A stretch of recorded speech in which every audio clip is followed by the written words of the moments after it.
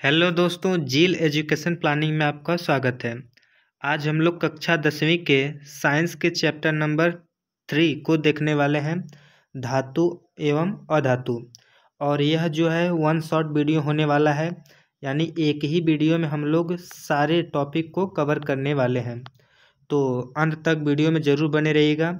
और इसमें हम लोग सारे टॉपिक जो पढ़ना है सारे के सारे को कवर करेंगे।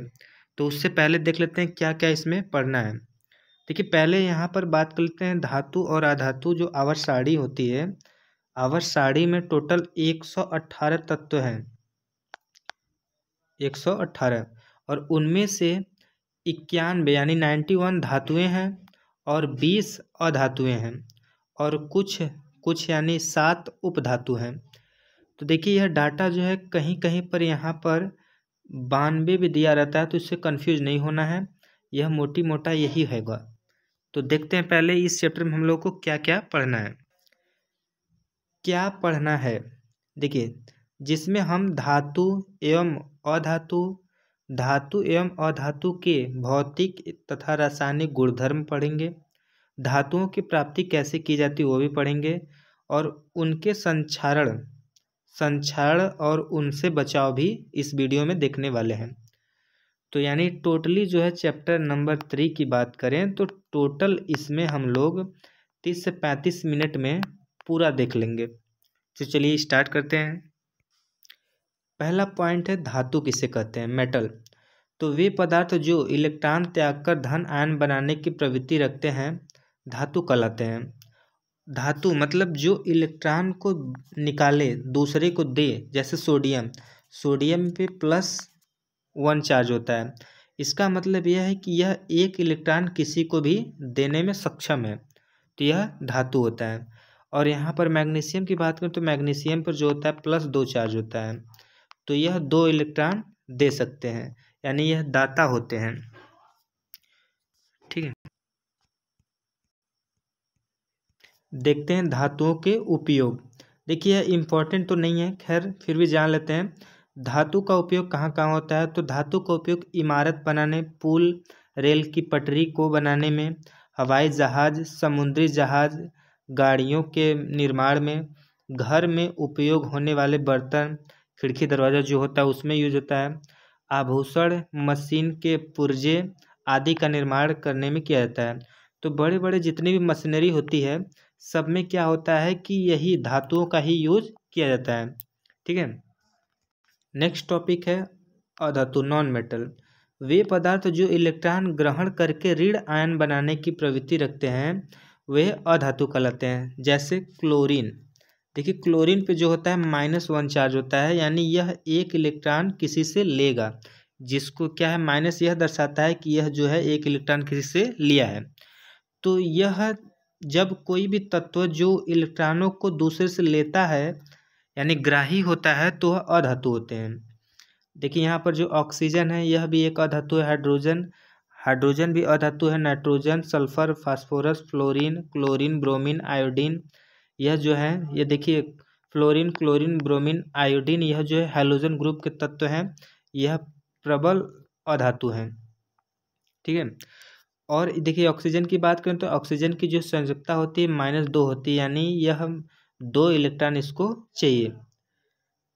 जो पदार्थ नरम, भंगुर, ऊष्मा तथा विद्युत के कुचालक होते हैं, यानी वे पदार्थ जो भंगुर हो जाते हैं, मतलब किसी पर अगर हल्का से भी चोट मारा जाए तो वह बिखर जाए। जैसे हम लोग ऐसे चाक ले लें, चाक जिससे बोर्ड पर लिखा जाता है, उसको अगर से हम लोग डस्टर से पीटेंगे तो वह टूट के बिखर जाता है, यानी यह भंगुर होता है।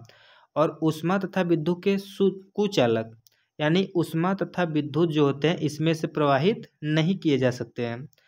और एवं जो ध्वनिक नहीं होते हैं अधातु कहलाते हैं। तो यह दूसरी डिफिनीशन है, यह याद करने के लिए नहीं है, बस यह जानने के लिए है। याद करने वाला डिफिनीशन यहाँ पर है। तो देखिए, ध्वनिक मतलब होता है कि जिनमें पीटने पर ध्वनि उत्पन्न हो वह, तो अधातुओं को पीटने पर बहुत ज़्यादा ध्वनि उत्पन्न नहीं होती है। अधातु के उपयोग, इसको थोड़ा सा आसानी से भाषा में समझ लेते हैं। और दूसरा चीज़ यह है कि आप लोग इसको याद करने के पर्पज़ से मत पढ़िएगा, यह बस केवल लर्न कर मतलब रीड कर लेना है, यह खुद ही लर्न हो जाएगा। देखिए, ऑक्सीजन हमारे जीवन के लिए आवश्यक है। क्यों आवश्यक है? क्योंकि ये सजीवों में श्वसन के रूप में, श्वसन के लिए ऑक्सीजन अंदर लिया जाता है। और नाइट्रोजन का उपयोग उर्वरकों में पौधों की वृद्धि हेतु किया जाता है। देखिए, जो खाद जितने होते हैं उसमें नाइट्रोजन, से यूरिया होता है, यूरिया में मैक्सिमम नाइट्रोजन होता है। और क्लोरीन का उपयोग जो होता है जल की शुद्धिकरण में प्रयोग किया जाता है। आयोडीन का विलयन एंटीबायोटिक के रूप में घाव पर लगाया जाता है। वेरी वेरी इंपॉर्टेंट टॉपिक है, ये याद रखिएगा। यह कक्षा 10 के बोर्ड एग्जाम 2024 में जो होगा, ये पूछे जाने वाले सवालों में से एक है, धातु और अधातु में अंतर। देखिए, धातुएं क्या होती हैं?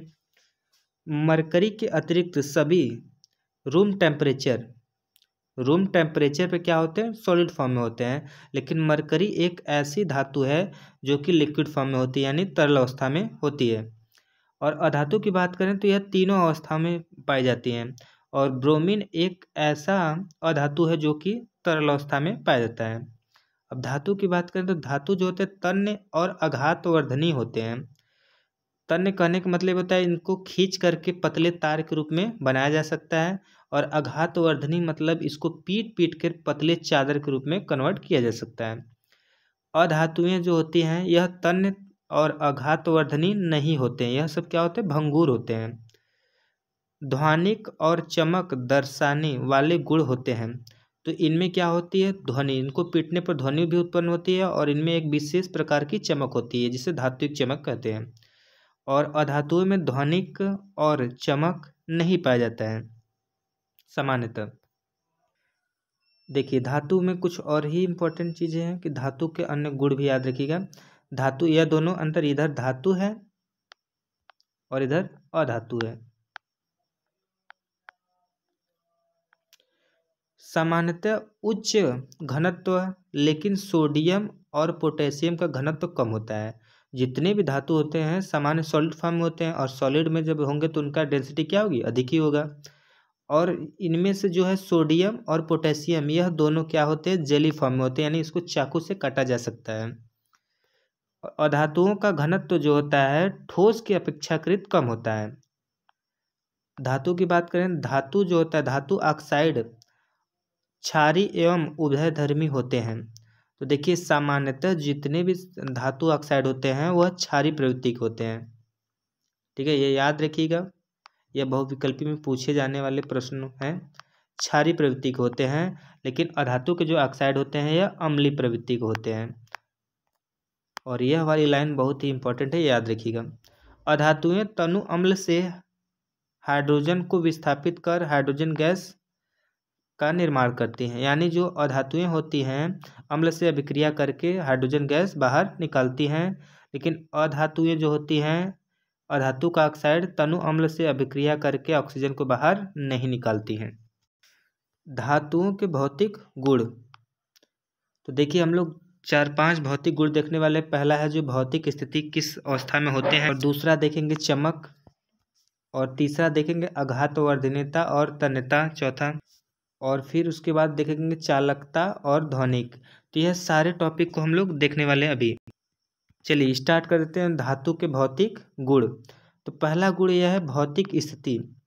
धातुएं सामान्य ठोस तथा कठोर होती हैं, और प्रत्येक धातुओं की कठोरता अलग अलग होती है।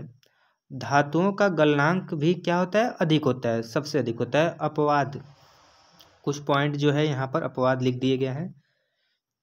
मरकरी को छोड़कर सारी धातुएं कमरे के ताप पर ठोस अवस्था में पाई जाती हैं, लेकिन मरकरी यानी पारा जो है एकमात्र यह लिक्विड अवस्था में यानी तरल अवस्था में पाया जाता है। गैलियम और सीजियम का गलनांक बहुत कम होता है। यह हथेली पर रखने पर ये धातुएं पिघलने लगती हैं। क्षारी धातुएं जैसे लिथियम, सोडियम, पोटेशियम इतनी मुलायम होती हैं कि उनको चाकू से भी काटा जा सकता है, और इनके घनत्व गलनांक भी कम होते हैं। तो यह जो था यह अपवाद चीज़ था। अब आते हैं चमक। देखिए धातुओं में एक स्पेशल प्रकार की चमक होती है जिसे धात्विक चमक कहते हैं। अपने शुद्ध रूप में धातु की सतह चमकदार होती है। धातुओं के इस गुण धर्म को धात्विक चमक कहते हैं। आघातवर्धनीयता। धातुओं को पीट कर पतली चादर बनाया जा सकता है। इस गुणधर्म को आघातवर्धनीयता कहते हैं। जैसे सोना चांदी जो है सबसे अधिक आघातवर्धनी धातुएं होती हैं। यानी सोना और चांदी की बात करें तो यह सबसे अधिक आघातवर्धनी होती हैं। इनको पीट कर सबसे पतले से पतले चादर में बदला जा सकता है। और तन्यता, अगली टॉपिक है तन्यता। यह भौतिक गुण है। धातुओं के पतले तार के रूप में खींचने की क्षमता को तन्यता कहते हैं। यानी स्पेशल क्वालिटी के जो होते हैं यह गुण तन्यता वाला जो है यह केवल धातुओं में ही पाया जाता है। सोना सबसे अधिक तन्य धातु है जिसके 1 ग्राम सोने से 2 किलोमीटर लंबा तार बनाया जा सकता है। तो 1 ग्राम बस केवल सोने से 1 ग्राम सोने से 2 किलोमीटर लंबा तार बनाया जा सकता है। चालकता। धातुएं ऊष्मा तथा विद्युत की सुचालक होती हैं। सिल्वर तथा कॉपर अच्छे चालक हैं। देखिए चालकता की बात करें तो यहाँ पर लिखा है सुचालक। देखिए सुचालक का मतलब ये होता है कि जिसमें से ऊष्मा तथा विद्युत आसानी से प्रवाहित हो उसे सुचालक बोलते हैं। और जिसमें ऊष्मा तथा धारा प्रवाहित नहीं हो पाती हैं उसे कुचालक बोलते हैं। और सबसे अच्छा चालक की बात करें तो सबसे अच्छा सिल्वर को माना जाता है। ये बात याद रखिएगा, यह 1 नंबर में याद कर लीजिएगा। सबसे अच्छा चालक क्या होता है तो चांदी होता है। नोट, अपवाद जो है लेड तथा मरकरी ऊष्मा के कुचालक होते हैं। देखिए जो लेड यह एक धातु है और मरकरी भी एक धातु है। यह दोनों धातु होते हुए भी यह ऊष्मा के कुचालक होते हैं। ठीक है। ध्वनिक। देखिए सामान्यतः धातुएं कठोर सतह से टकराने पर एक विशेष आवाज़ उत्पन्न करती हैं, अतः उन्हें ध्वनिक कहते हैं। तो धातुएं में क्या होती है कि उनको टक टक की आवाज़, जैसे मतलब मान लीजिए 2 सॉलिड मतलब किसी भी धातु को किसी सॉलिड से टकराएंगे तो उनमें एक विशेष प्रकार की आवाज़ निकलती है और उसी को ध्वनिक कहते हैं। अब दूसरी टॉपिक है अधातुओं के भौतिक गुण। देखिए अधातुओं में जो होती है भौतिक गुण बहुत ही स्पेशल क्वालिटी के नहीं है, फिर भी देखते हैं और यह भी इम्पोर्टेंट है। भौतिक स्थिति। देखिए अधातुएं सामान्यतः या तो ठोस या फिर गैस होती हैं। जो होता है मुख्यतः ठोस या तो गैस अवस्था में पाई जाती हैं। लेकिन अपवाद के तौर पे ब्रोमीन एक ऐसा अधातु है जो द्रव फॉर्म में पाया जाता है। चमक। तो देखिए इनमें धातुओं की तरह चमक नहीं होती है। ठीक है, इसमें क्या होता है किसी प्रकार की विशेष चमक नहीं होती है। लेकिन अपवाद की बात करें तो आयोडीन एक ऐसी धातु है जिसमें चमक पाई जाती है। तो बस हम लोग देखिए अगर से याद कर लेंगे धातु के भौतिक गुण ना, तो उसी के जस्ट अपोजिट में हमको लिखते जाना है। उसमें लिखेंगे धात्विक चमक होता है और अधातु में लिख देंगे धात्विक चमक नहीं होता है। धातु में लिखेंगे आघातवर्धनी होते हैं और ये इनको लिखेंगे आघातवर्धनी नहीं होते हैं। धातु में लिखे तन्यता होता है और इसमें तन्यता नहीं होता है। मतलब जस्ट अपोजिट में बातें करनी है। तो एक याद करिए, दूसरा निगेटिव लगा करके लिख सकते हैं। देखिए आघातवर्धनीयता। अधातुएं आघातवर्धनी नहीं होती हैं। ये जो अधातुएं होते हैं भंगुर होती हैं, अतः इन्हें पीटने पर यह टूट जाते हैं। तो देखिए जो अधातुएं होती हैं इनको चादर के रूप में बदला नहीं जा सकता है। इनको पीटने पर ये क्या हो जाते हैं, टूट जाते हैं और ये छोटे छोटे कणों में रूप धारण कर लेते हैं। तन्यता जो होता है अधातुएं तन्य नहीं होती हैं। चालकता। अधातुएं विद्युत तथा ऊष्मा की कुचालक होती हैं, यानी इनमें से कोई भी धारा या ऊष्मा प्रवाहित नहीं होती है। अपवाद की बात कर लें तो कार्बन का एक अपर रूप है हीरा। हीरा जो होता है यह ऊष्मा का सुचालक होता है और कार्बन का एक दूसरा अपरूप है ग्रेफाइट। यह जो होता है यह विद्युत का सुचालक होता है। इसका मतलब यह है कि हीरे में से क्या होती है, यह ऊष्मा प्रवाहित हो सकती है लेकिन धारा नहीं। यहाँ पर ग्रेफाइट जो है इसमें विद्युत धारा प्रवाहित हो सकती है। अगली टॉपिक है धातुओं के रासायनिक गुण। यह वेरी वेरी इंपॉर्टेंट है, यह पूछे भी जाएगा इस बार एग्जाम में, तो यह याद ध्यान से पढ़िए। धातुओं के रासायनिक गुण में हम लोग पहली वाली टॉपिक देखेंगे धातु का वायु में दहन, या फिर यहाँ पर पूछा जाएगा धातु का ऑक्सीजन से अभिक्रिया, तो यही होगी, यही टॉपिक याद रखेंगे। पहले देख लेते हैं दहन क्या होता है। वह रासायनिक प्रक्रम जिसमें पदार्थ ऑक्सीजन से अभिक्रिया करके ऊष्मा देता है दहन कहलाता है। अब हम लोग देखते हैं धातु का जो दहन होता है वो क्या होता है। तो धातु ऑक्सीजन से अभिक्रिया करके धातु ऑक्साइड बनाते हैं। जितने भी धातुएं होती हैं वो सामान्यतः ऑक्सीजन से अभिक्रिया करके धातु ऑक्साइड का निर्माण करते हैं। उदाहरण के लिए देखते हैं, जब कॉपर को वायु की उपस्थिति में गर्म किया जाता है तो यह ऑक्सीजन के साथ मिल करके काले रंग का कॉपर ऑक्साइड बनाता है। तो देखिए Cu कॉपर है और जब इसकी अभिक्रिया O2 से कराई जाती है तो यहाँ पर CuO बनता है। देखिए कॉपर की संयोजकता जो होती है वह +2 होती है और ऑक्सीजन की बात करें तो इसका जो होता है -2। तो यह क्या होगा, यह इसको इलेक्ट्रॉन को दे देगा जिससे सब दोनों की बैलेंसी पूर्ण हो जाएगी और CuO बना लेंगे। अब हम लोगों को देखिए इनकी संख्या को बैलेंस करनी है। यहाँ पर ऑक्सीजन जो है इधर 2 है लेकिन इधर 1 है, तो यहाँ पर 2 लगा देंगे, ऑक्सीजन बैलेंस हो जाएगा। अब कॉपर को बैलेंस करने के लिए यहाँ पर 2 लगा देंगे, यहाँ पर भी दोनों साइड में कॉपर और ऑक्सीजन बैलेंस हो गया है। यह एक उदाहरण याद रखिएगा। दूसरा है इसी प्रकार एल्युमिनियम ऑक्साइड प्रदान करता है। एल्युमिनियम की जब क्रिया ऑक्सीजन से कराई जाती है तो वह एल्युमिनियम ऑक्साइड बनाता है। Al+O3 की अभिक्रिया कराई जाती है Al2O3 बनता है। देखिए अभी एल्युमिनियम की संयोजकता की बात करें तो इसका जो होता है +3 होता है और ऑक्सीजन जो होता है वह -2 होता है। तो यहाँ पर 3 इलेक्ट्रॉन इसको अधिकता है और यहाँ पर लेने के लिए इसके पास 2 ही है।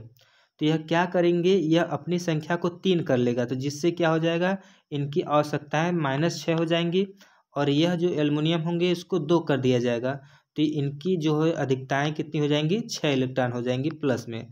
तो ये क्या हो जाएंगे, आसानी से जुड़ जाएंगे। इसीलिए यहाँ पर क्लोरीन के 2 और ऑक्सीजन के 3 परमाणु जुड़ करके बनते हैं एल्युमिनियम ऑक्साइड। देखिए थोड़ी सी एक छोटी सी टॉपिक है कि धातु ऑक्साइड के गुणधर्म क्या होते हैं। तो यहाँ पर जो होते हैं सामान्यतः धातु ऑक्साइड की प्रवृत्ति जो होती है क्षारीय होती है।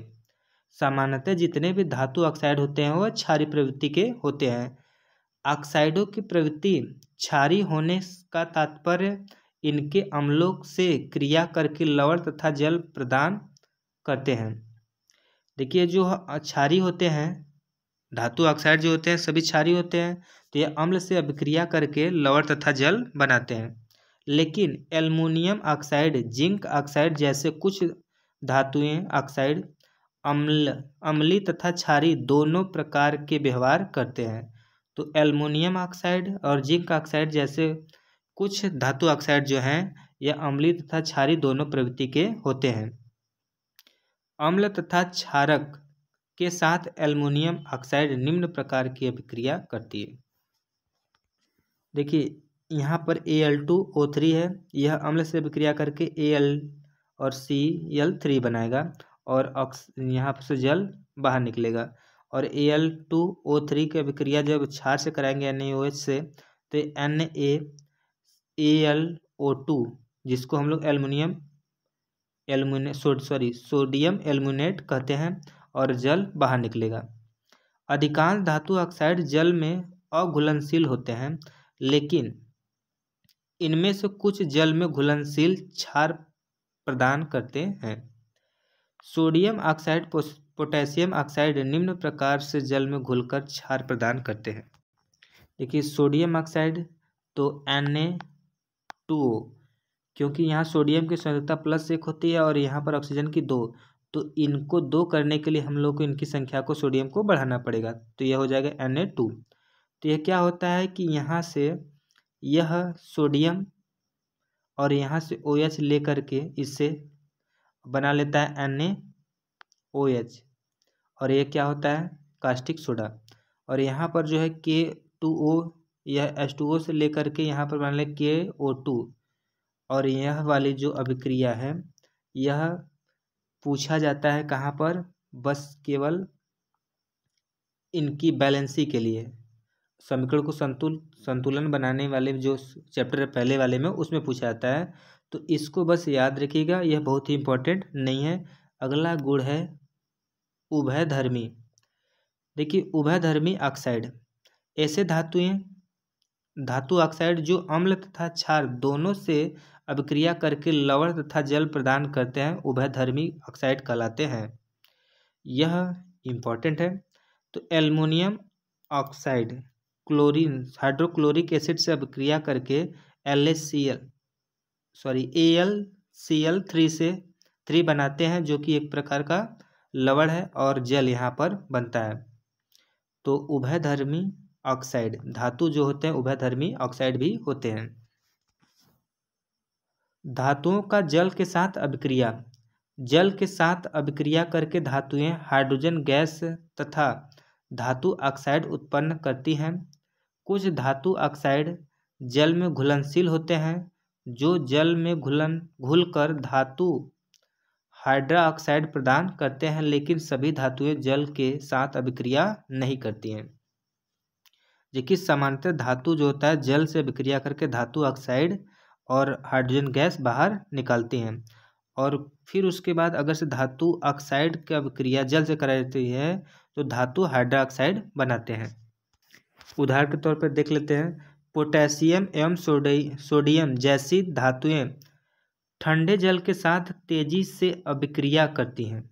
सोडियम जो होता है यह नमी पाते ही जल जाता है तुरंत ही, और यह थोड़े से ही नमी में यह क्या होता है अपना अभिक्रिया प्रारंभ कर देते हैं। सोडियम तथा पोटेशियम की अभिक्रिया तेज तथा ऊष्माक्षेपी होती है, अतः इनसे उत्सर्जित हाइड्रोजन तत्काल प्रज्वलित हो जाती हैं। तो देखिए यहाँ पोटेशियम है, यह सॉलिड फॉर्म में, जब इसकी अभिक्रिया जल से कराई जाती है तो KOH बनता है और हाइड्रोजन गैस बाहर निकलती है, और इसमें से क्या होती है ऊष्मा भी बाहर निकलती है। अब सोडियम की अभिक्रिया जब जल से कराई जाती है तो यहाँ पर सोडियम हाइड्रोक्साइड बनता है और हाइड्रोजन गैस बाहर निकलती है और ऊष्मा भी इससे निकलती है। देखिए जल के साथ कैल्शियम की अभिक्रिया थोड़ी धीमी होती है। यहाँ उत्सर्जित ऊष्मा हाइड्रोजन को प्रज्वलित होने के लिए पर्याप्त नहीं होती हैं।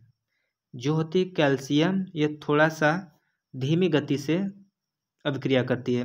तो कैल्शियम का जब जल से अभिक्रिया कराते हैं तो कैल्शियम हाइड्रोक्साइड, जो कि यह क्या है बुझा हुआ चूना है, यह बनता है और हाइड्रोजन गैस बाहर निकलता है।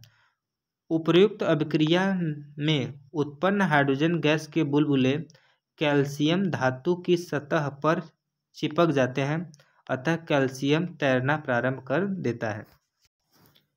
मैग्नीशियम शीतल जल के साथ अभिक्रिया नहीं करता है, परंतु गर्म जल के साथ अभिक्रिया करके वह मैग्नीशियम हाइड्रोक्साइड एवं हाइड्रोजन गैस उत्पन्न करता है। हाइड्रोजन गैस के बुलबुले मैग्नीशियम धातु की सतह से चिपक जाते हैं, अतः यह भी तैरना प्रारंभ कर देता है। एल्युमिनियम, आयरन तथा जिंक जैसी धातुएं न शीतल जल के साथ और न ही गर्म जल के साथ अभिक्रिया करती हैं, लेकिन भाप के साथ अभिक्रिया करके यह धातु ऑक्साइड तथा हाइड्रोजन गैस प्रदान करती हैं। तो देखिए मुख्यतः जो होते हैं एल्युमिनियम और आयरन, यह ठंडे और न ही गर्म से मतलब जल से अभिक्रिया करते हैं, यह केवल भाप से अभिक्रिया करके एल्युमिनियम ऑक्साइड और हाइड्रोजन गैस बनाते हैं, और यह फेरस ऑक्साइड और यहाँ पर हाइड्रोजन गैस बाहर निकालेगा। लेकिन जो लेड होता है और कॉपर, सिल्वर, गोल्ड जैसे धातुएं जल के साथ बिल्कुल भी अभिक्रिया नहीं करती हैं। धातु का अम्लों के साथ अभिक्रिया। धातुएं अम्ल के साथ अभिक्रिया करके संगत लवण तथा हाइड्रोजन गैस प्रदान करती हैं। तो देखिए सामान्यतः जो धातु होती हैं यह तनु अम्लों से अभिक्रिया करके लवण तथा हाइड्रोजन गैस बनाते हैं। Fe जो है आयरन की अभिक्रिया जब हम लोग HCl से कराते हैं तो FeCl2 बनेगा और यहाँ पर हाइड्रोजन गैस बाहर निकलेगा। सोडियम तथा पोटेशियम धातुएं अम्लों के साथ अत्यधिक तीव्रता से क्रिया करती हैं। यह प्रबल क्षारीय धातुएं होती हैं। क्रिया करने की जो दर होती है मैग्नीशियम की अधिक होती है एल्युमिनियम से, लेकिन अगर से बात की जाए कि यह कंपेयर देन तो यह जो होता है आयरन उससे अधिक क्रियाशील होता है, जिंक उससे अधिक होगा, एल्युमिनियम उससे अधिक होगा मैग्नीशियम। लेकिन कॉपर जो होता है यह HCl के साथ अभिक्रिया नहीं करता है। धातु लवण के विलयन के साथ धातु की अभिक्रिया। तो धातु लवण के जो विलयन होते हैं उनसे धातुओं की अभिक्रिया। अधिक अभिक्रियाशील धातुएं अपने से कम अभिक्रियाशील धातु को उसके यौगिक के विलयन या गलित अवस्था से विस्थापित कर देते हैं। इसे विस्थापन अभिक्रिया को भी कहते हैं। देखिए क्या होता है कि मान लेते हैं कि ये कोई विलयन है धातु की और इससे जो होगी एक अन्य धातु आता है, बस केवल धातु। यह क्या करेगा, इसके विलयन से इसको निकाल देगा। ए वाले में जो धातु रहेगा अगर से वह कम क्रियाशील है तो यह अधिक क्रियाशील वाला धातु क्या करेगा, इसको बाहर निकाल देगा। तो यही जो होती है इसी को बोलते हैं विस्थापन अभिक्रिया। चलिए समझते हैं एक उदाहरण के जरिए से। अगर धातु A तथा धातु B को उसके विलयन से विस्थापित कर देता है तो यह धातु B की अपेक्षा अधिक क्रियाशील माना जाएगा। अगर से धातु A जो है ना धातु B को उसके विलयन से निकाल रहा है, यानी इसको निकाल रहा है, तो इसका मतलब यह है कि यह वाला जो है पावरफुल है, ठीक है, इसकी क्रियाशीलता क्या है, अधिक है। तो देखिए धातु A जो है धातु B के लवड़ी विलयन से निकाल रहा है, तो यानी यहाँ पर जो होगा A का अब क्या हो जाएगा, लवड़ विलयन बन जाएगा और यह जो B था वह बाहर निकल जाएगा। इसे ही बोलते हैं विस्थापन अभिक्रिया। Very very important. देखिए सक्रियता श्रेणी वह सूची है जिसमें धातु की क्रियाशीलता को आरोही क्रम में व्यवस्थित किया गया है। इसमें क्या है ना कि सबसे अधिक क्रियाशील को ऊपर रखा गया है और उसके जस्ट नीचे वाली जो होती क्रियाशीलता घटती जाती है। तो यहाँ पर पहले नंबर पे आएगा पोटेशियम, फिर उसके बाद आएगा सोडियम, उसके बाद आएगा calcium, magnesium, aluminium, zinc, iron, lead, hydrogen, copper, mercury, silver और गोल्ड। सबसे कम क्रियाशील धातु जो होती है यहाँ पर गोल्ड को माना जाता है। इसको देखिए याद करने का छोटा सा तरीका है। हम लोग याद रखेंगे कालू नाम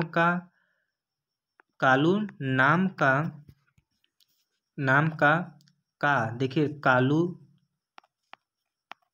कालू से याद रखेंगे यहाँ पर पोटेशियम के, और से याद रखेंगे नाम से याद रखेंगे सोडियम, और का से याद रखेंगे कैल्शियम। कालू नाम का माली से याद रखेंगे मैग्नीशियम, और कालू नाम का माली यहाँ पर लिखेंगे आलू। कालू नाम का माली आलू से याद रखेंगे एल्युमिनियम। और देखिए जरा यहाँ पर लिखेंगे जरा से याद रखेंगे जिंक, और फीका यहाँ पर लिखेंगे फीका से याद रखेंगे फेरस यानी आयरन। और देखिए यहाँ पर ट्रिक क्या है, कालू नाम का माली आलू थोड़ा फीका पकाता है, यहाँ पर लिखेंगे पकाता है। अब देखिए यहाँ तक हो गया है और इसके बाद याद रखेंगे चा क्या होगा, HAA। तो यहाँ पर थोड़ा सा देखिएगा, यहाँ पर C था और उसके बाद H लिखना है, और यहाँ पर दोनों को यह वाला जो है इसको बस AA से याद रखेंगे, लास्ट में जो है AG है और यहाँ पर AU है। तो एक बार ट्रिक को फिर से देख लीजिए। कालू नाम का माली आलू जरा फीका पकाता है चा। तो चा से यहाँ याद रखिएगा, यह वाला जो C है यह कॉपर होगा और H से जो होगा मरकरी होगा, A से यहाँ पर AG लिखेंगे सिल्वर और AU है जो गोल्ड होगा। देखिए सक्रियता श्रेणी में जो यहाँ पर धातुएं दिए गए हैं, यह ऊपर वाले सबसे अधिक क्रियाशील होते हैं और उसके जस्ट नीचे उससे कम क्रियाशील होता है। यानी अगर से मान लीजिए किसी भी कैल्शियम का कोई विलयन है, उसमें अगर से पोटेशियम आएगा तो यह क्या करेगा, पोटेशियम जो रहेगा ना कैल्शियम के विलयन से कैल्शियम को ही निकाल देगा और उसके जगह पे खुद अपना स्थान बना लेगा और कैल्शियम बाहर निकल जाएगा। क्यों? क्योंकि पोटेशियम जो है वह कैल्शियम से अधिक क्रियाशील होता है। तो यहाँ पर जो होता है रासायनिक अभिक्रिया में सक्रियता श्रेणी का इतना ही यूज होता है कि इससे हम लोग पता कर पाते हैं कि कौन से विलयन में से कौन सा तत्व डालेंगे तो उसको विस्थापित कर देगा। नेक्स्ट टॉपिक देखते हैं, धातुओं की अधातुओं के साथ अभिक्रिया। जो धातु होती है उनको अधातुओं के साथ अभिक्रिया कराते हैं। तो धातु और अधातु में इलेक्ट्रॉनों के स्थानांतरण से बने यौगिक को आयनिक यौगिक या विद्युत संयोजित यौगिक कहते हैं, संयोजन यौगिक कहते हैं। तो देखिए जो धातु होती है इस पर प्लस आयन होता है और यहाँ पर धातु जो होती है उस पर माइनस आयन होता है। तो इलेक्ट्रॉनों को अगर से पूरा तरीके से दिया जाए और इनके बीच जो बंध बनेगा उसको आयनिक बंध बोलते हैं और इस अभिक्रिया जो यौगिक बनेगा उसको बोलेंगे आयनिक यौगिक या आयनिक संयोजकता। तो इस चीज़ को याद रखिएगा, जो बॉन्डिंग होती है आयनिक, वह क्या होता है कि एक तत्व पूरा मतलब जितने भी बाहरी कक्षा में इलेक्ट्रॉन होते हैं वह देता है और दूसरा शांतिपूर्वक पूरा ले लेता है। तो इनके बीच में जो बंध बनता है उसी को आयनिक बंध कहते हैं। देखिए आयनिक बंध के कुछ गुणधर्म है उसको देख लीजिए। आयनिक यौगिक के गुणधर्म, भौतिक प्रकृति। देखिए धन एवं ऋण आयनों के बीच मजबूत आकर्षण बल के कारण आयनिक यौगिक ठोस एवं कठोर होते हैं। जितने भी आयनिक यौगिक होते हैं मुख्यतः क्या होते हैं, ठोस एवं कठोर होते हैं। ये यौगिक सामान्यतः भंगुर होते हैं तथा दाब डालने पर टुकड़ों में टूट जाते हैं। तो देखिए सबसे अधिक पावरफुल बॉन्डिंग की बात करें तो आयनिक यौगिक का ही होता है। आयनिक यौगिक के गलनांक और क्वथनांक। आयनिक यौगिक का गलनांक एवं क्वथनांक बहुत अधिक होता है क्योंकि मजबूत अंतरा अणु जो अंतरा आणविक आकर्षण बल होता है वो काफ़ी मजबूत होता है, को तोड़ने के लिए ऊर्जा की पर्याप्त मात्रा की आवश्यकता होती है। घुलनशीलता। वैद्युत संयोजक यौगिक सामान्यतः जल में घुलनशील तथा केरोसिन, पेट्रोल आदि जैसे विलायकों में अविलेय होता है। तो यह जल में घुलनशील होते हैं लेकिन केरोसिन, पेट्रोल में घुलनशील नहीं होते हैं। विद्युत चालकता। ठोस अवस्था में आयनिक यौगिक विद्युत का चालक नहीं करते हैं क्योंकि ठोस अवस्था में यह दृढ़ संरचना के कारण आयनों की गति संभव नहीं होती है, लेकिन गलित यानी जलीय विलयन में यह आयन स्वतंत्र रूप से गमन करते हैं एवं विद्युत का चालन करते हैं। देखिए जो नमक होता है यह आयनिक बॉन्डिंग के द्वारा ही बनता है और यह जो सामान्यतः जो होता है इससे करंट फ्लो नहीं होगी, लेकिन इसी का विलयन अगर से हम लोग अर्थिंग में डालते हैं तो करंट क्या हो जाती है, बढ़ जाती है। नेक्स्ट टॉपिक है धातुओं की प्राप्ति। देखिए जो धातु होते हैं पृथ्वी के ऊपरी लेयर पर यानी भूपर्पट्टी पर क्रस्ट पर पाए जाते हैं। यह क्या होते हैं, जिस अवस्था में ऊपर पाए जाते हैं उनको हम लोग खनिज बोलते हैं।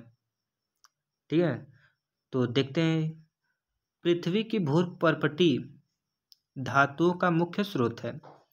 तो यह जहाँ से मतलब यह ऊपरी लेयर से हम लोग निकालते हैं जो उसको हम लोग खनिज बोलते हैं और उसके बाद जब प्योरीफाई करते थोड़ा सा तो वह हो जाता है अयस्क। तो खनिज क्या होते हैं?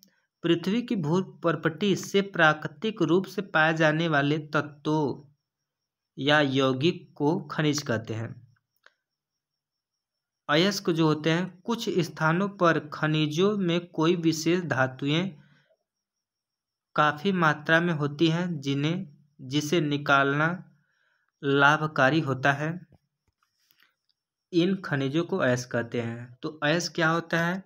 खनिजों से कम खर्च में धातु प्राप्त करना ही अयस्क होता है। यानी जो खनिज होते हैं उनसे अगर से कम खर्च में अधिक धातु प्राप्त की जा रही तो वह अयस्क होगा। गैंग, अयस्कों में उपस्थित मिट्टी, रेत जैसी अशुद्धियां जो होती हैं उनको गैंग कहते हैं। यह बात याद रखिए। गैंग क्या होता है? तो जो खनिज जो होते हैं या जो अयस्क होते हैं उनमें जो धूल के कण, मिट्टी के कण, अशुद्धियां जो होती हैं वही सब क्या होती हैं? गैंग होती हैं। तो धातु का निष्कर्षण, धातु को हम लोग प्योरीफाई किन तरीकों से करते हैं? तो पहले धातुओं को 3 वर्गों में बांटा गया है। अभिक्रियाशीलता के आधार पर हम धातुओं को निम्न 3 वर्गों में विभाजित कर सकते हैं। पहला है निम्न अभिक्रियाशील धातु, फिर उसके बाद मध्य अभिक्रियाशील धातु और उसके बाद उच्च अभिक्रियाशील धातुएं। अयस्क का सांद्रण, देखिए पहले खनिज से क्या होता है, अयस्क हम लोग प्राप्त करते हैं और उसके बाद उनका सांद्रण किया जाता है। तो ये थोड़ा सा दिखाई देने में प्रॉब्लम होगी, लेकिन आप लोग समझिए कि उच्च क्रियाशील धातुएं, मध्य क्रियाशील धातुएं और कम क्रियाशील धातुएं हैं, उनको किन किन मेथड से प्योरीफाई करते हैं। तो उच्च अभिक्रियाशील जो होते हैं, क्रियाशील धातुएं जो होती हैं, यह गलित अयस्क का विद्युत अपघटन कराने से शुद्ध प्राप्त हो जाते हैं। और मध्य क्रियाशील की बात करें तो ये इनमें 2 प्रकार के पाए जाते हैं। एक होते कार्बोनेट के अयस्क होते हैं और दूसरा होते हैं जो सल्फाइड के अयस्क होते हैं। तो जो कार्बोनेट के अयस्क होते हैं वह निस्थापन से प्राप्त किए जाते हैं और जो सल्फाइड के अयस्क हैं उनको भर्जन मेथड से क्या किया जाता है? धातु के ऑक्साइड में परिवर्तित किया जाता है। अब धातु के ऑक्साइड जो होते हैं इनके धातु में अपचयन करके धातु का शुद्धिकरण किया जाता है। अब कम क्रियाशील जो धातुएं होती हैं वह सल्फाइड अयस्क को भर्जन विधि द्वारा धातु का शोधन किया जाता है और शुद्ध धातु प्राप्त किया जाता है। प्रत्येक वर्ग में आने वाले धातु को प्राप्त करने के लिए विभिन्न तकनीकों का उपयोग किया जाता है। पहला है जो सक्रियता श्रेणी में नीचे आने वाले धातुएं सबसे कम अभिक्रियाशील होती हैं। यह स्वतंत्र अवस्था में पाई जाती हैं। उदाहरण के लिए गोल्ड और सिल्वर, प्लैटिनम एवं कॉपर स्वतंत्र अवस्था में पाए जाते हैं। कॉपर एवं सिल्वर अपने सल्फाइड या ऑक्साइड के अयस्क के रूप में संयुक्त अवस्था में पाए जाते हैं। तो यह जो होते हैं निम्न वाले, यह बहुत ही ज़्यादा मतलब कॉम्प्लिकेटेड नहीं होते हैं, यह बहुत ही सरल एवं सुगम होते हैं। इनको आसानी से अलग किया जा सकता है। सक्रियता श्रेणी में सबसे ऊपर की धातुएं जैसे potassium, sodium, calcium, magnesium, aluminium इतनी अधिक अभिक्रियाशील होती हैं कि ये कभी भी स्वतंत्र रूप से पाई ही नहीं जाती हैं। अयस्क से शुद्ध धातु का निष्कर्षण निम्न चरणों में होता है। तो देखिए यह सब जो अभिक्रियाशील धातुएं हैं यह स्वतंत्र अवस्था में नहीं पाई जाती हैं, किसी न किसी यौगिक के फॉर्म में ही पाई जाती हैं। तो अयस्क का समृद्धिकरण, पृथ्वी से खनिज अयस्कों में मिट्टी, रेत आदि जैसे कई अशुद्धियां होती हैं जिन्हें गैंग कहते हैं। अयस्कों से गैंग को हटाने के लिए जिस प्रक्रिया का उपयोग किया जाता है वे अयस्क एवं गैंग के भौतिक या रासायनिक गुणधर्मों पर आधारित होती हैं। इन पृथक्करण के लिए विभिन्न तकनीक अपनाया जाती है। तो सक्रियता, दूसरा जो है सक्रियता श्रेणी से नीचे आने वाले धातुएं का निष्कर्षण। तो इन धातुओं के ऑक्साइड को केवल गर्म करने से ही धातु प्राप्त की जा सकती है। उदाहरण के लिए सिनेबार, सिनेबार जो है पारे का एक अयस्क है। और उसके बाद वायु में गर्म करने पर यह सबसे पहले मर्क्यूरिक ऑक्साइड में परिवर्तित होता है और अधिक गर्म करने पर यह मर्क्यूरिक ऑक्साइड मरकरी में अपचयित हो जाती है। तो देखिए यहाँ पर जो है यह सिनेबार है और इसको जब ऑक्सीजन में जलाया जाता है, ताप दिया जाता है, तो यह क्या हो जाता है, HgO में टूट जाता है और सल्फर डाइऑक्साइड निकालता है। और फिर उसको और गर्म किया जाता है तो यहाँ पर HgO जो रहेगा यह हाइड्रोजन Hg यानी पारा और ऑक्सीजन गैस बाहर निकाल देगा। सक्रियता श्रेणी में मध्य में स्थित धातुओं का निष्कर्षण। प्रकृति में यह प्रायः सल्फाइड एवं कार्बोनेट के रूप में पाए जाते हैं।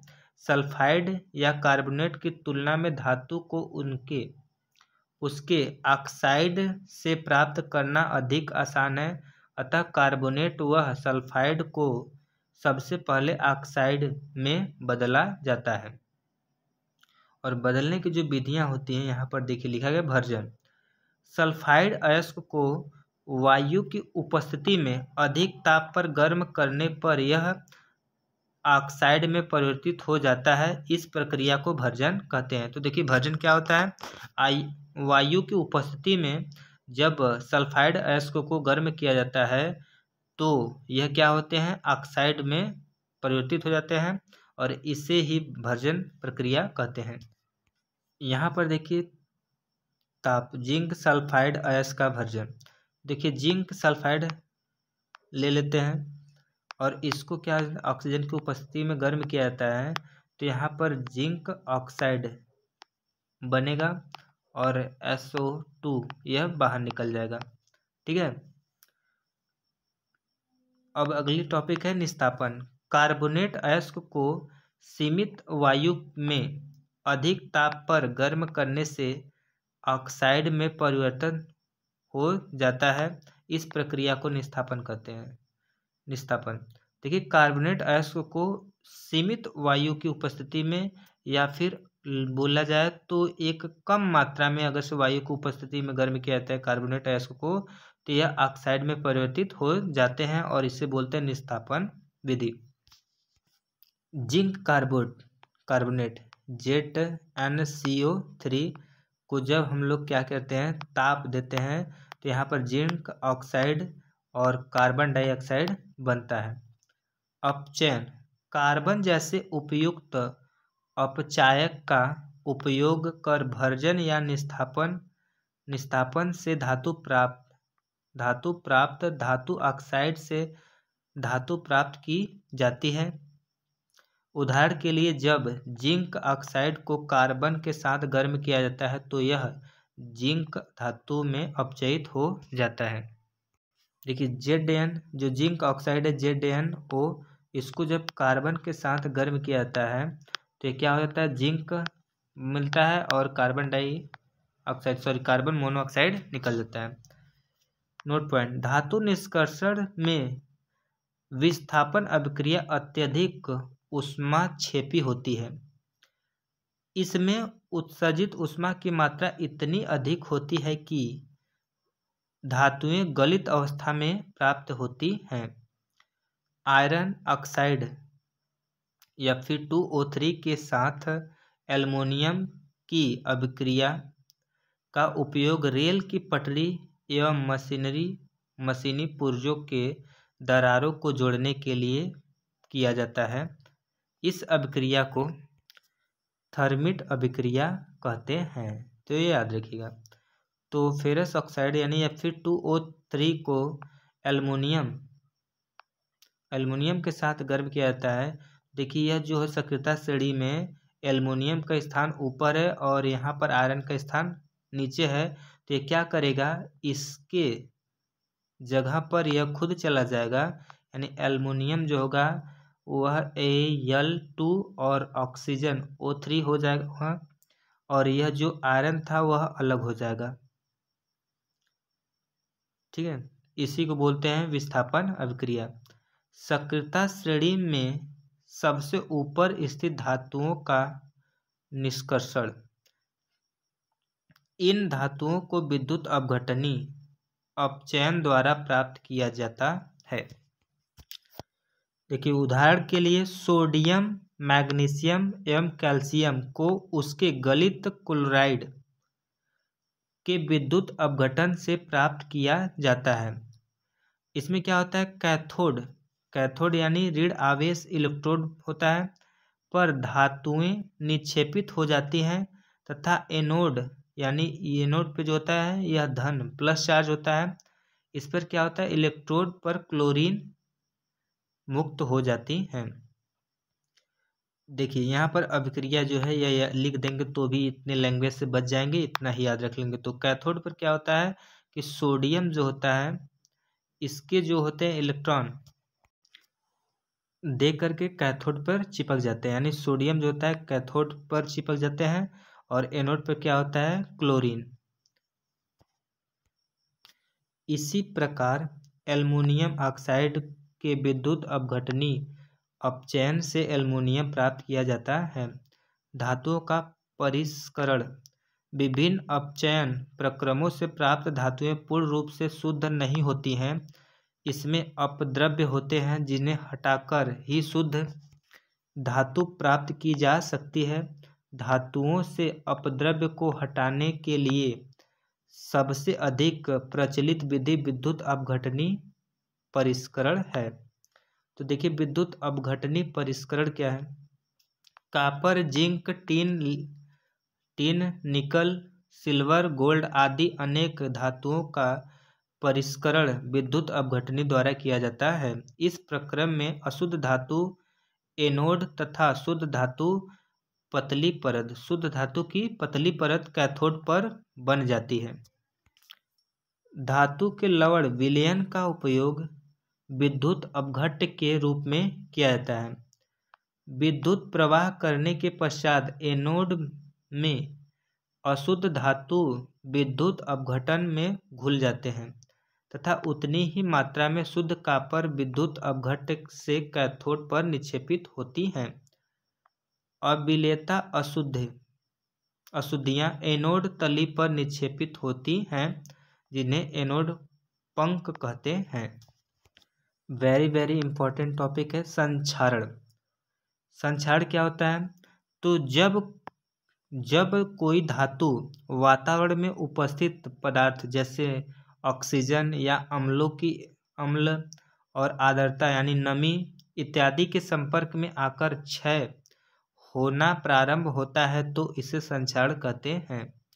तो संक्षारण का मतलब मोटा हिसाब आप लोग को समझाया, तो जैसे लोहे में जंग लगता है तो क्या होता है, लोहा धीरे धीरे खत्म होने लगता है, वही होता है संक्षारण।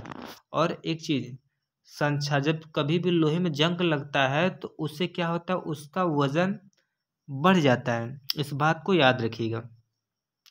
तो संक्षारण क्या होता है, तो जब कोई धातु वातावरण से क्या कर ले, ऑक्सीजन या आर्द्रता पा करके अपना क्षरण प्रारंभ कर दे तो उसे संक्षारण कहते हैं। सिल्वर का संक्षारण। खुली वायु में कुछ दिन छोड़ देने पर सिल्वर की कोई जो वस्तुएं होती हैं जो काली हो जाती हैं। ऐसा सिल्वर का वायु में उपस्थित सल्फर के साथ अभिक्रिया करके सिल्वर सल्फाइड यानी Ag2S की परत बनाने के कारण होता है।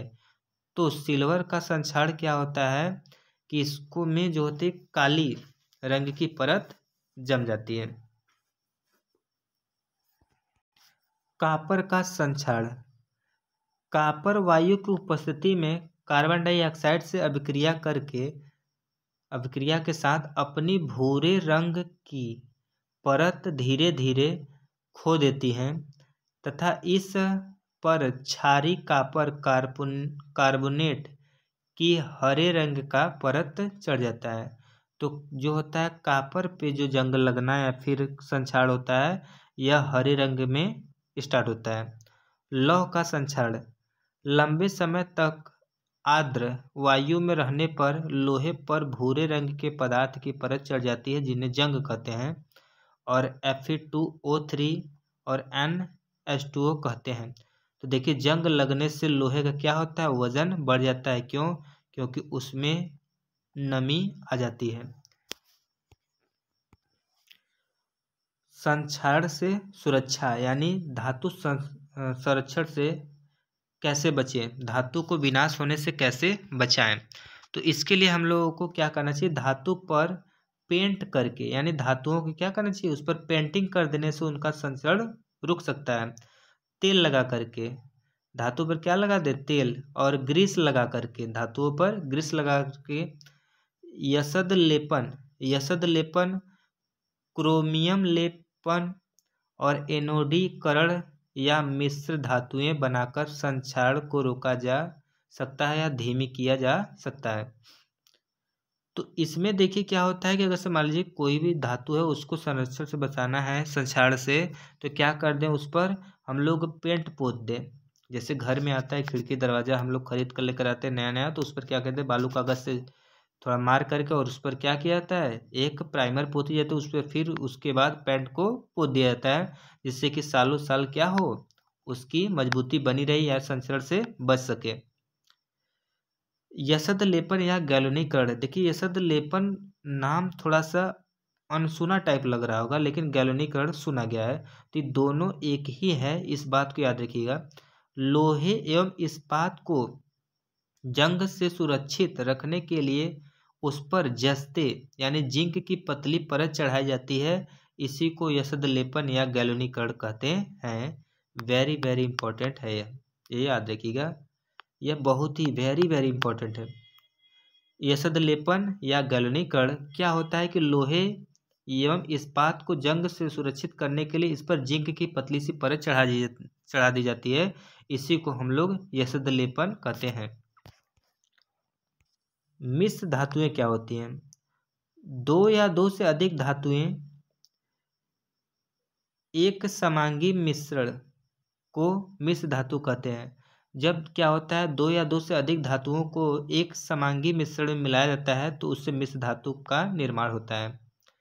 देखिए इसे तैयार करने के लिए पहले मूल धातु को गलित अवस्था में लाया जाता है एवं पश्चात दूसरे तत्व को एक निश्चित अनुपात में इसमें विलीन किया जाता है, फिर इसे कमरे के ताप पर शीतलनकृत किया जाता है। तो मिश्र धातु प्राप्त करने के लिए पहले क्या किया जाता है, इसको गलित फॉर्म में यानी इसको उसके गलनांक तक गर्म करके द्रव अवस्था में परिवर्तित कर लेते हैं। फिर उसके बाद दूसरे जो मिश्र धातुएं होती मतलब जिसको मिलाना रहता है उसको एक निश्चित अनुपात में मिला करके ठंडा करते हैं कमरे के टेम्परेचर तक, और उसके बाद हम लोग का बन जाता है मिश्र धातु। जैसे देखते हैं एग्जाम्पल कुछ। देखिए यदि कोई एक धातु पारद है तो इससे मिश्रातु को अमलगम कहते हैं, यह बात याद रखिएगा। शुद्ध धातु की अपेक्षा उसके मिश्रातु की विद्युत चालकता एवं गलनांक कम होती है। उदाहरण के लिए देख लेते हैं, तांबा एवं जस्ते की मिश्र धातु को पीतल, तांबा जो होता है और जस्ता यानी जिंक को मिलाया जाता है तो उससे पीतल का निर्माण होता है।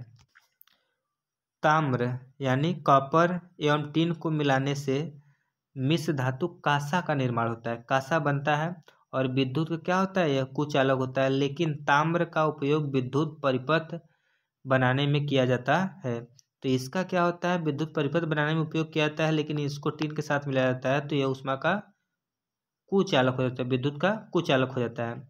सोल्डर, यह सीसा यानी लेड एवं टिन का मिश्र धातु है।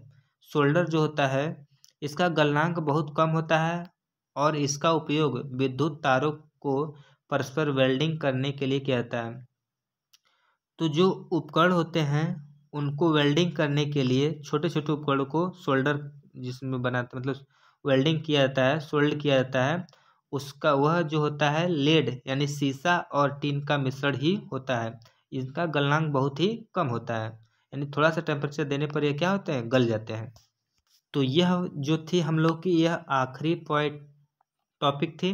अगर से वीडियो आप लोग को अच्छा लगा तो प्लीज़ लाइक करिए और चैनल को सब्सक्राइब करिए। मिलते हैं अगले वीडियो में, तब तक के लिए नमस्कार।